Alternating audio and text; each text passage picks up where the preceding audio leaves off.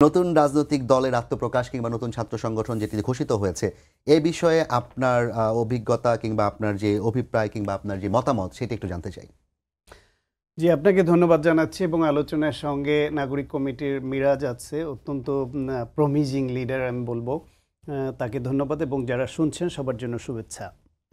আসলে এই ছাত্রদের দ্বারা যে সংগঠন হচ্ছে এই সংগঠন নিয়ে শুরু থেকে আমি খুব আশাবাদী ছিলাম। একটা প্রত্যাশা এরকম ছিল যে তারা বাংলাদেশের এক নতুন ধরনের রাজনীতি আমাদের উপহার দেবে এবং তার মাধ্যমে প্রচলিত ধারার যে ছাত্র রাজনীতি এবং জাতীয় রাজনীতি যে আছে তাদেরকে একটা চ্যালেঞ্জের মুখে ফেলবে।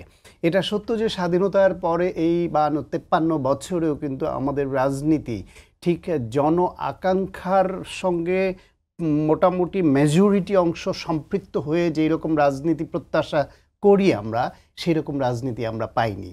সেরকম সরকার পরিচালনা আমরা পাইনি। মানে সব সরকারের বেলায় দেখা গেছে সবচেয়ে ভালো যারা করেছে তাদেরও এত ত্রুটি হয়েছে যে মানুষ তাদের দিক থেকে একসময় তারা অজনপ্রিয় হয়েছে এবং মানুষ মুখ ঘুরিয়ে নেয়। আর 16 বছরের ফ্যাসিবাদ সেটা তো একটা ভিন্ন মাত্রা পেয়েছিল। ফলে একটা পরিবর্তন, নতুন ধারার রাজনীতি, নতুন বাংলাদেশ, নতুন আকাঙ্ক্ষা সেটা কিন্তু আমাদের মধ্যে তীব্রভাবে তৈরি হয়েছিল এবং সেটা তৈরি করবার জন্য ভূমিকা রেখেছিল এই ছাত্ররাই, ছাত্র জনতা একসঙ্গে মিলে।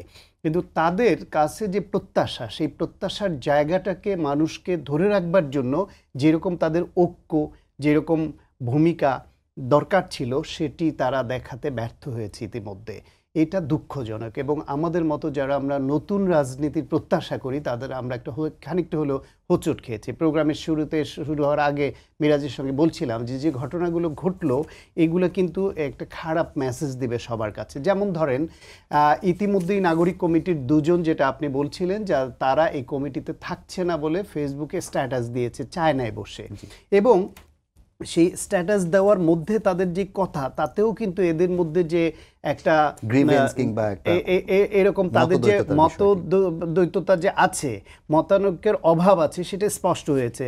জুনায়েদ লিখেছে যে তার ফেসবুক স্ট্যাটাসে বারবার বলার পরও যদিও হয়নি তবুও চাই গণতান্ত্রিক প্রক্রিয়ার যথাযথ অনুসরণ ও ইনক্লুসিভনেস এই দলের বৈশিষ্ট্য। তার মানে এই দলে নিশ্চয়ই আলোচনা হয়েছে ইনক্লুসিভনেস নিয়ে, সেটি তাদের প্রত্যাশা মতো হয়নি।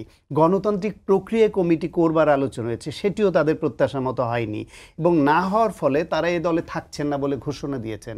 ঠিক একই সময়ে মিরাজ যতই বলুক যে এই ছাত্র সংগঠনের সঙ্গে জাতীয় নাগরিক কমিটির সম্পর্ক নেই, কিন্তু এটা মানুষকে যেভাবেই আমরা বুঝাই, আমাদের প্রচলিত ধারার রাজনৈতিক দলগুলো রাজনৈতিক বক্তব্য বলে অনেক কিছু চালিয়ে দিয়ে দূরে সরিয়ে রাখতে চায়, আবার যা খুশি তাই বলে মানুষকে বিভ্রান্তও করে এবং যে কোনো কিছু তাদের বিরুদ্ধে অভিযোগ উঠলে কোনো না কোনো দায়সার একটা ব্যাখ্যা দিয়ে পাশ কাটানোর চেষ্টা করে। সেটাও আমরা কিন্তু এদের মধ্যে দেখতে চাই না। স্বচ্ছতা দেখতে চাই, স্পষ্ট অবস্থান দেখতে চাই।